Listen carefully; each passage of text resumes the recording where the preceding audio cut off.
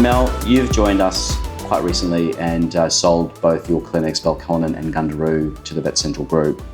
I'm interested to know, now you almost a year into that journey with Vet Central, what has that been like for you, and what are a few things that really stand out for you in terms of the relationship and the partnership that you have with Vet Central?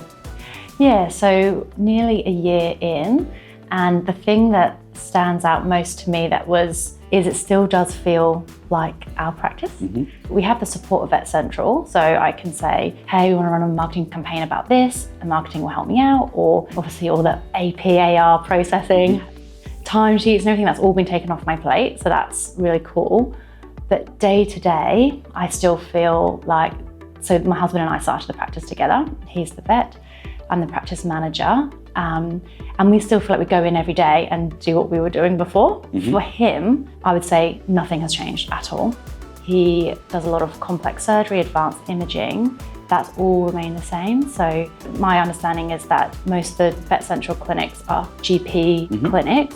Ours is slightly different. It is a GP clinic, but we also have the advanced imaging, advanced surgery, and Vet Central haven't tried to force us into their box and being pressured to take on services that we never used to, or drop services that we used to do that aren't common to the other clinics.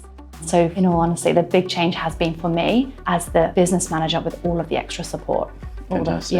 The other functions. That's really good to hear, and that for us is, really key and important to us, is that high level of autonomy, so you guys can continue, in particular from a clinical perspective, continue to do what you guys do best.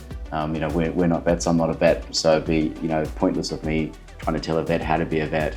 And we just look to support where we can. So and that's fantastic. That's truly how that feels on the ground as well. Fantastic. And how did you find the acquisition process? Because at the time you had Paul, who was an acquisition manager for us, who's now more recently stepped into the role of our Chief Operations Officer. But how did you find that process and that relationship with Paul? Really good. I like Paul. I have a lot of respect for Paul because he is so skilled in exactly that job, being a vet and having his MBA. Like, this is exactly his field. Like, he is so well versed in this topic. I'm actually an accountant as well. So when it came to pulling out reports, looking at numbers, doing some analyses and stuff, I felt like Paul and I could have a really good discussion about the business, the past performance of the business, the future trajectory, because in all honesty, we weren't actually looking to sell. He contacted me and I thought, I hadn't really thought about that before. Had a conversation with Amy, worked to try to figure out if that was a good idea or not. So he already knew that I was really just seeing what was on offer. So that conversation was very open, lots of back and forth conversations between Paul and I. And I just felt very confident that it was the right decision for the reasons I said before about still maintaining that autonomy, but with the support of a back office function. Yeah, fantastic. Thank you very much for sharing that. That's fantastic. In terms of the added networking opportunities that now present as being part of a bigger group, and I mean that both from a support office perspective in terms of the additional support, but also just collegiately in the industry with other hospitals in the area. How do you feel that is going to help you in the future in the sense of being able to grow your business further, utilising the resources and support from Vet Central? So a big part of our business is that referral network from other GP clinics in the area. And I think being partnered with a larger organisation probably adds to our credibility a bit. I was trying to do all the back office functions myself, which meant everything was done a little bit. Whereas now we can really focus on having a relationship manager, which is in the region. She's got these relationships with people. She can say from first-hand experience, this is what they've got over there. I myself can get to know other people in the Vet Central network, but also having that marketing department which can help us do the stuff that was really a blind spot for us before, was how do we actually reach these other clinics and really promote the services that we have.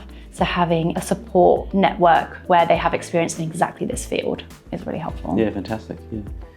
And I guess my final question for you is, if someone were to ask you, who would you recommend to sell your clinic to? If they had a clinic and they're looking to sell, would you recommend Vet Central? And for what reasons? You'd definitely recommend Vet Central. Honestly, for the reason I first said, I think the amount of time and effort needed to start your own practice usually starts as a one-man band. You work 24/7, you try really hard, you interview everybody yourself, you train them yourself, all this stuff.